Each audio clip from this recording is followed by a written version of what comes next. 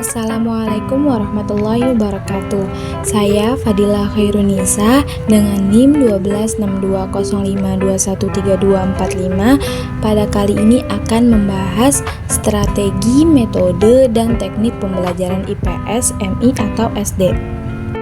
Yang pertama, strategi dalam pembelajaran IPS, MI atau SD.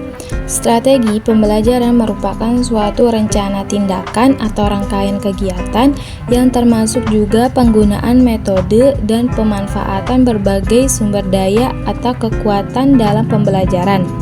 Ini berarti bahwa di dalam penyusunan suatu strategi baru sampai pada proses penyusunan rencana kerja, belum sampai pada tindakan. Strategi disusun untuk mencapai tujuan tertentu.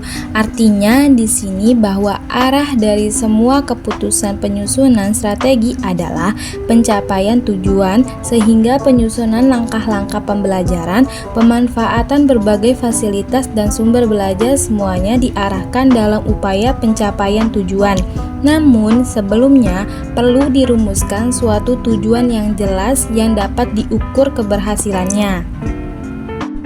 Dalam pembelajaran IPS di MI atau SD, perlu dilakukan strategi pembelajaran yang tepat agar tujuan pembelajaran dapat tercapai. Berikut beberapa strategi yang dapat dilakukan. Yang pertama, menetapkan sasaran kegiatan pembelajaran. Yang kedua, pemilihan pendekatan belajar yang sesuai. Yang ketiga, pemilihan prosedur, metode, dan teknik belajar yang tepat. Yang keempat, penerapan norma-norma atau kriteria keberhasilan. Yang kedua, metode dalam pembelajaran IPS, MI atau SD. Metode adalah sebuah alat untuk mencapai tujuan pembelajaran yang diinginkan. Metode sangat penting dalam sebuah pembelajaran. Dengan adanya metode, pembelajaran akan berjalan dengan efektif dan efisien. Adanya metode juga dapat membuat peserta didik menarik dalam pembelajaran.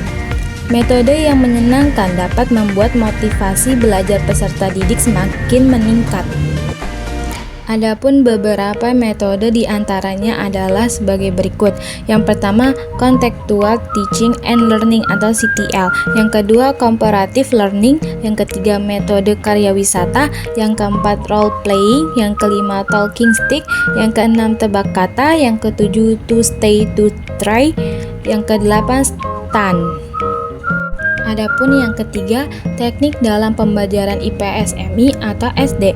Teknik pembelajaran dapat diartikan sebagai cara yang dilakukan seseorang dalam menerapkan suatu metode tertentu.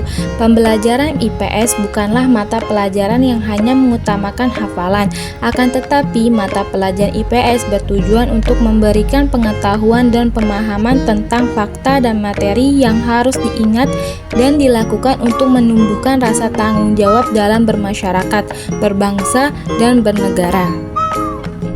Seperti halnya strategi dan metode, berikut ini beberapa teknik pembelajaran yang bisa diaplikasikan pada siswa MI atau SD dalam pelajaran IPS. Yang pertama, teknik pembelajaran ceramah. Yang kedua, teknik pembelajaran simulasi. Cukup sekian penyampaian materi pada kali ini. Terima kasih dan semoga bermanfaat. Wassalamualaikum warahmatullahi wabarakatuh.